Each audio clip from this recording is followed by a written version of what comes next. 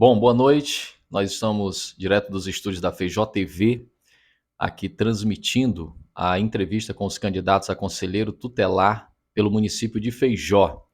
E como ordem das entrevistas e sorteio, né, que nós tivemos em reunião, como já mencionado com vocês, desde a nossa primeira entrevista com a candidata a conselheiro tutelar Bitinha Mourão, e hoje nós estaremos então entrevistando e mostrando, apresentando a vocês o candidato, né, a conselheiro tutelar pelo município de Feijó, José Francisco Barreto da Silva, como mais conhecido como Barretos, né? E ele já está conosco aqui nos estúdios, né? Ele vai dispor do mesmo tempo que cada candidato terá, que é 40 minutos, né, a partir desse momento para a sua apresentação inicial. Barretos, boa noite, obrigado por ter aceitado o desafio de estar com a gente aqui nos estúdios da Feijó TV. E a partir desse momento você tem então 40 minutos para responder as perguntas que eu vou fazer para você e também inicialmente se dirigindo para o público feijoense e se apresentando. Quem é José Francisco Barreto da Silva? Boa noite, Risley. Boa noite, população feijoense. É um prazer estar aqui nos estúdios da Feijó TV, né, na noite de hoje. E nós estamos uma vez mais à disposição da sociedade feijoense, né, concorrendo aí novamente ao cargo de conselheiro tutelar em nosso município de Feijó. Eu me chamo José Francisco Barreto da Silva, né, mais conhecido como Barreto ou Francisco Barreto, como muitas pessoas preferem chamar. Atualmente tenho 26 anos, né? Uns dias aí completando, se Deus quiser, 27 anos, e sou uma pessoa tranquila, né? Me considero uma pessoa tranquila, né? Bastante dedicado aos estudos, e durante os últimos 4 anos tenho me dedicado a aprender mais em relação às leis, né? Que fazem parte da nossa Constituição Federal e, nesse momento, principalmente, o Estatuto da Criança e do Adolescente, né? O ECA, que é o que dispõe as leis, os artigos que nos trazem aí a defesa dos direitos das crianças e dos adolescentes. Muito bem, Barreto. Você foi o candidato mais votado na eleição passada, conselheiro tutelar, né? Isso nós falamos aos internautas, né? Eu não sei se vocês verem como uma vantagem ou não, mas o fato é que realmente o Barreto foi o candidato a conselheiro tutelar bem mais votado. Não sei se nessa vai se repetir, né? Mas Barreto, dando sequência aqui, quais mudanças acarretam na vida de uma pessoa que decide ser conselheiro tutelar? Tu já tens um mandato de experiência, está buscando a reeleição, né? O que que isso acarreta na tua vida quando você decidiu, bom, o que que te impulsionou, vamos falar a verdade assim, vamos voltar um pouquinho, né? O que que te impulsionou? Alguém te impulsionou, tu criou uma expectativa, não, vou ser conselheiro tutelar. E aí? Pois bem, Risley, na verdade foi assim uma curiosidade, né, no momento.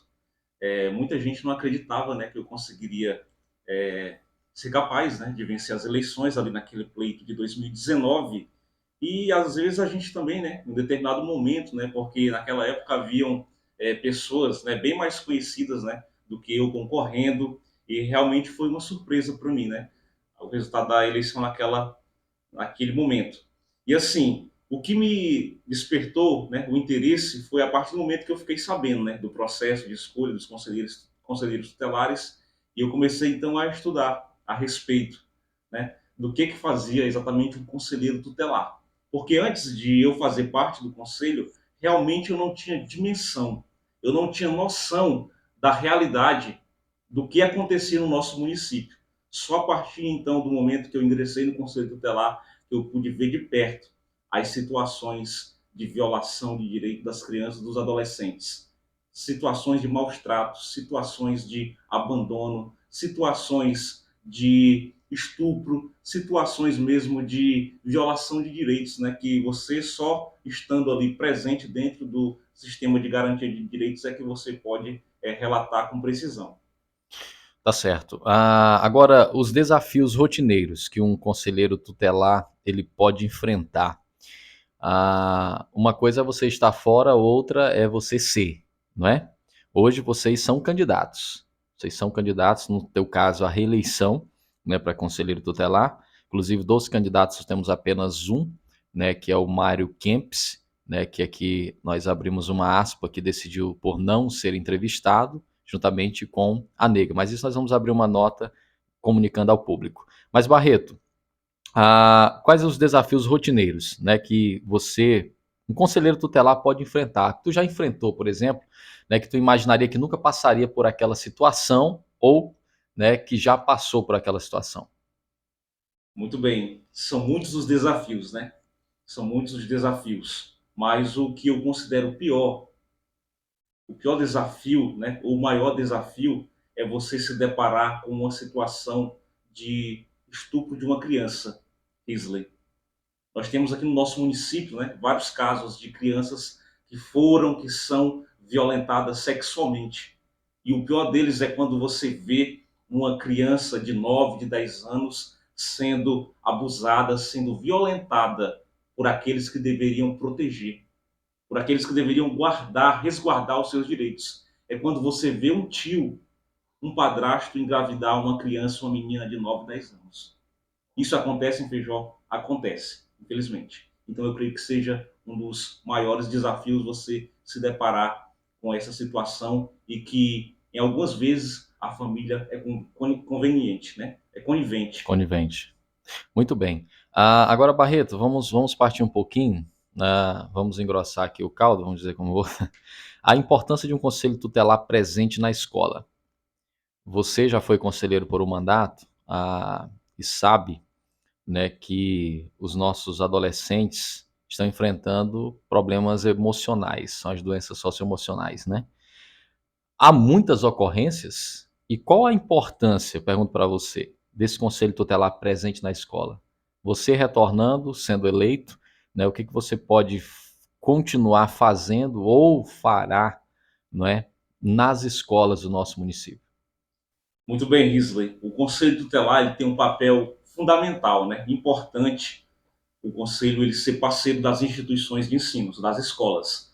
Aqui no nosso município de Feijó, a gente conseguiu estabelecer uma boa parceria, uma boa relação. Estamos aí sempre à disposição das escolas, das instituições de ensino e sempre que somos solicitados, né, que as escolas entrem em contato conosco, a gente busca estar presente.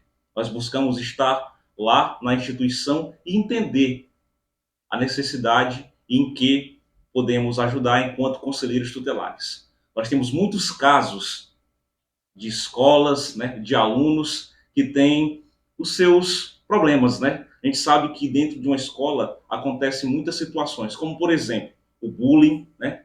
Que a gente sabe que é um crime, então a gente realiza conversas com os alunos dentro das salas de aula, na escola, palestras, né, conscientizando que isso não deve acontecer.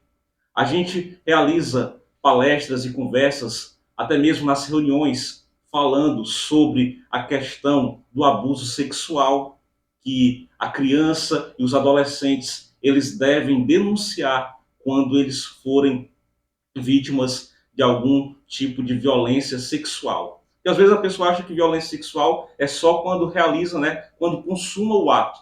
E às vezes não. Um toque, né, ali um beijo não é mais indelicado, pode ser também caracterizado como abuso sexual. Então é preciso que nós tenhamos pessoas capacitadas e preparadas para identificar isso. Graças a Deus, Risley, aqui em Feijó, a gente tem estabelecido uma boa parceria com os diretores, né, que são os gestores das escolas, e sempre que eles entram em contato com a gente, que a gente vai na escola, se faz presente, eles relatam ali as situações dos alunos. Alunos que são maltratados em casas pelos pais, pelos familiares, pelos padrastos. Alunos que saem da escola, às vezes, sem ter o que comer e que buscam na escola, né, um refúgio. Além de ele ter na escola o ensino, o aprendizado, ele encontra ali na escola um amparo, um E falar uma socorro, segunda família, né? uma segunda família, Segunda casa, né? uma segunda família. Eu conversando esses dias com a coordenadora de uma escola e ela me relatava que os alunos chegam de manhã, né, tomam café na escola, porque às vezes sai de casa sem tomar café, e quando sai, no horário de meio-dia, eles já almoçam na escola também. Veja então que a escola tem um papel fundamental, né? Não só no aprendizado, mas também no social. Tá certo. Dando continuidade então aqui, o que um conselheiro tutelar pode fazer para mudar os índices de abuso e violência sexual contra as crianças e adolescentes? Aí aqui eu gostaria de frisar que o nosso município, você sabe mais do que eu, é, é campeão nesses índices, né? Feijó é campeão nesses índices, Felizmente, né? infelizmente, infelizmente. E o que é que o conselho tutelar, eu sei que você não faz sozinho, lá é um colegiado, Isso. né? É um colegiado. Então, o que que o conselho tutelar de Feijó, esses que forem eleitos, os próximos 5 conselheiros, né, ou eleitos ou reeleitos, podem fazer para mudar esse índice, Barreto? Muito bem. Você sabe, né? Vez por outra sair na mídia, né? Casos de pessoas que foram presas por conta de cometerem abuso sexual contra crianças e adolescentes. É necessário, então, que a gente, enquanto conselheiro tutelar, a gente saiba acolher bem essa denúncia, né? Às vezes a pessoa ou as pessoas elas relatam, né? Olha, lá em canto tal, bairro tal, rua tal, tem uma criança que ela está sendo violentada. Tem uma criança que ela foi vítima de violência sexual. Então, a gente tem que receber essa denúncia, analisar direitinho, né? E ver se realmente, né, tem veracidade naquelas informações, naquela denúncia e encaminhar as pastas competentes. Quem? Delegacia, para apurar a denúncia, ao Ministério Público, que é o órgão fiscalizador, né, que é um dos órgãos de controle, e também ao CREAS. Por quê? Porque essa criança, possivelmente, se ela foi vítima de violência sexual, ela está com o direito violado. Então ela precisa de um acompanhamento do CREAS para haver um fortalecimento de vínculo. Ela precisa de um acompanhamento psicológico. E também é necessário que as instituições, né, porque o artigo 56 do Estatuto da Criança fala isso, né, que os gestores, os diretores de estabelecimento educacional, eles precisam comunicar ao Conselho Tutelar os casos de maus tratos, de violência, né, sexual contra os adolescentes que fazem parte daquela escola, os casos de evasão escolar, quando o aluno some, né? Então é fundamental que as instituições elas comuniquem. Por quê? Porque nós somos 5, né? Você imagina 5 conselheiros para um município com cerca de 35 a 40 mil habitantes, que é Feijó? Então a gente não dá conta, né, de saber de tudo. É preciso que a sociedade, que as pessoas, que as instituições denunciem. E algo bem interessante, algo essencial, são as palestras nas escolas. Quando a gente começa a relatar, a explicar o que é violência, o que é violação de direito, o que é abuso sexual, muitas vezes o aluno, a aluna, ele chega lá para o professor, ele chega para o diretor, para a diretora da escola, e começa a relatar: olha, acontece isso comigo em casa. O meu pai me tocou assim, o meu padrasto me trata dessa forma, o meu tio faz isso comigo. E ele começa então a ter dimensão do que é uma violência sexual. E quando nós tomarmos conhecimento, quando nós tomamos conhecimento dessas situações, a gente busca de imediato tomar as providências necessárias e cabíveis. Ok. Agora, Barreto, uma questão importante, e isso é bom ouvir de vocês, teu caso já com o mandato de conselho tutelar, que são as atribuições. Muita gente confunde, né? Há muita confusão com a questão das atribuições de um conselheiro tutelar e do conselho tutelar, né? Eu gostaria de saber de você quais são as principais, eu sei que são muitas, mas as principais que você pode estar falando para nós aqui, né, e para os nossos internautas também, de um conselheiro tutelar. Tu pode até citar o que é de competência de um conselheiro tutelar e o que não é de competência. Por exemplo, algum chamado que você já teve, alguma ocorrência assim, que você diz, não, isso aqui não é nossa competência. Porque pode acontecer, né? Porque as pessoas elas não sabem essa diferença. Que atribuições tu pode falar para nós? Muito bem, Risley. Olha só, o Estatuto da Criança e do Adolescente diz que é dever de todos, né, zelar pelos direitos da criança e do adolescente. Não é apenas do Conselho Tutelar, não é apenas do Estado, mas é da sociedade. É de todos o dever de zelar pelos direitos da criança e do adolescente. Então, se eu, enquanto sociedade, eu tenho conhecimento de que uma criança está tendo seus direitos violados, eu preciso fazer a minha parte. Eu preciso fazer o meu papel de zelar por esses direitos. E enquanto conselho tutelar, quais são, né, as nossas atribuições, o que a gente pode fazer? Eu vou listar aqui algumas coisas. Nós podemos solicitar, ou melhor, requisitar atendimentos psicológicos para crianças e adolescentes. Nós podemos requisitar, né, a segunda via da certidão de nascimento ou de óbito de crianças e adolescentes. Muitas pessoas às vezes não têm esse conhecimento, né? Às vezes a família está ali numa situação vulnerável e a gente sabe que hoje tudo é pago, vai no cartório, tem que ali, né, desembolsar o dinheiro para pegar uma segunda via. Sendo de criança ou adolescente, você pode procurar o conselho tutelar e que nós vamos requisitar esse documento, essa certidão de nascimento do seu filho, da sua filha, que está necessitando e que você não tem condições, né, de tirar esse documento. Eu acho que isso é uma situação que pouca gente sabe, né, Poucas Barreto? pessoas Poucas sabem, né? pessoas sabem disso aí. Muito bem. Nós temos também a atribuição de requisitar vagas para crianças e adolescentes em escolas. As escolas. Ah, eu fui na escola e a escola me negou a vaga. Então você pode então procurar o conselho tutelar, que o conselho tutelar ele vai requisitar essa vaga para essa criança, para esse adolescente. Mas só que é o seguinte, a gente tem que ver também, entender, né, O histórico. entender a situação da escola. Às vezes o pai e a mãe quer que seja naquele horário. Às vezes a escola já está sobrecarregada, né? Então o que a gente pode fazer? A gente pode garantir a vaga, mas não o horário que a criança, Horário. né, que a mãe quer, né? E a gente também tem que entender a situação da escola. Eu já disse que tem que construir uma escola para ser só de manhã. O turno da manhã é o mais É o requisitado, eu mais acho. procurado, Mais é o mais procurado, né? requisitado. É o mais procurado. Outra coisa, Barreto, que, por exemplo, eu não sabia da questão da certidão, Bem, né? E eu acho que a grande maioria da população que te assiste agora também não sabia das atribuições. Mas continua falando.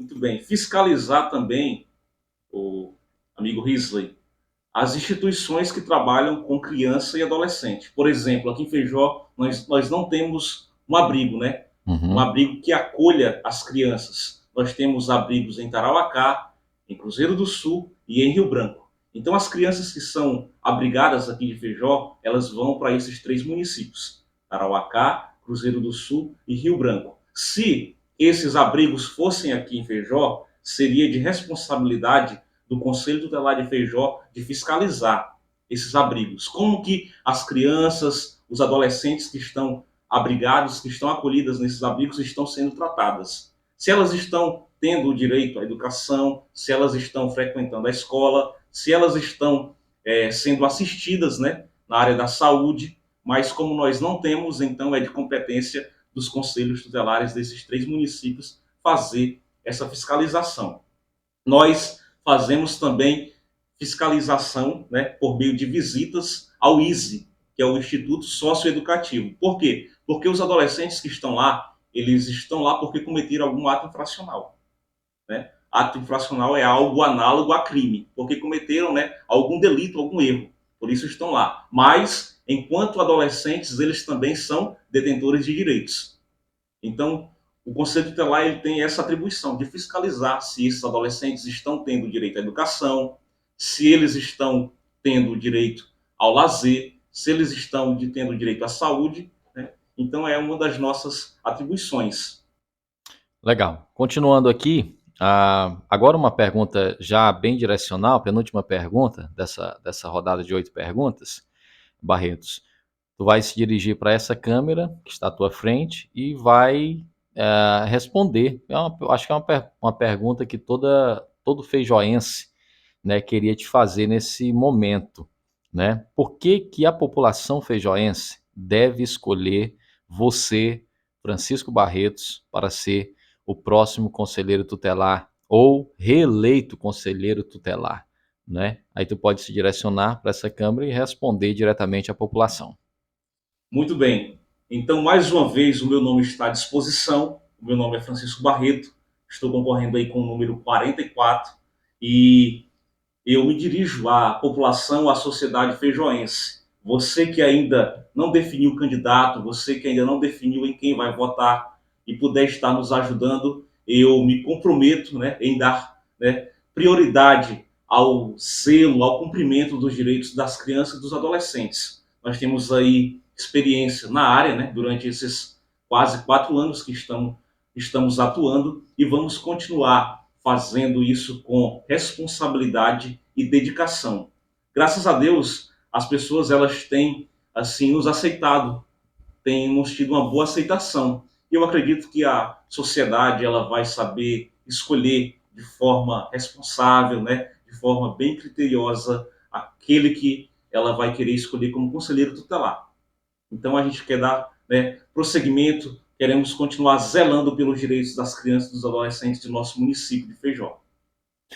Muito bem, gente. Então, essa foi a nossa entrevista, né? Essas são as perguntas que nós temos para os candidatos a Conselho Tutelar. Quero agradecer já ao Barreto, né, pela disposição. Sei que a sua agenda nessa corrida, já próximo domingo, Faltam 5 né? dias, né? Faltam 5 dias aí já para votação. Agora, uma coisa que eu perguntei para a candidata anterior, que também não está aqui, Barreto, que eu gostaria que você mesmo frisasse: documentos, né? Que muita gente ainda não. Que documentos levar? O que eu preciso para votar no dia 1º de outubro, né, para Conselho Tutelar? O que eu preciso? O eleitor ele precisa levar um documento com foto, que pode ser o seu RG ou a CNH, que são documentos oficiais, e também o título de eleitor. A votação ela acontece em 2 escolas. Aqui na escola Raimundo Augusto de Araújo, em frente à Assembleia de Deus, no centro da nossa cidade, e também na escola Vicente Celso Brandão, no bairro Bela Vista, né, em frente ali à Igreja Católica São Francisco, das 8 horas da manhã até as 17 horas. Esse é um diferencial. Ano passado era só ensino médio, ou na eleição passada só ensino médio, né? Isso E mesmo. agora então 2 deu. escolas, né? Até para acelerar, né? Para não ter aquele tumulto, aquele Muito bem, congestionamento, né? muito bem. Então, gente, essa é a nossa entrevista com o Barretos, né? Cada candidato dispõe até de 40 minutos, né? É claro que pode terminar antes ou não, mas nós agradecemos então aos nossos internautas. Continue curtindo, seguindo, né, as nossas redes sociais, e você que, né, como é que nós podemos dizer, que já tem o Barretos como candidato, né? Como candidato, então compartilha, né, essa entrevista aqui com o nosso candidato Francisco Barreto, para que outras pessoas também sejam alcançadas. Estamos fazendo isso com todos os candidatos, né, para você compartilhar. O Barretos é o número 44, então, no dia 1º de outubro, se você assim o escolher. Até a próxima, se Deus quiser.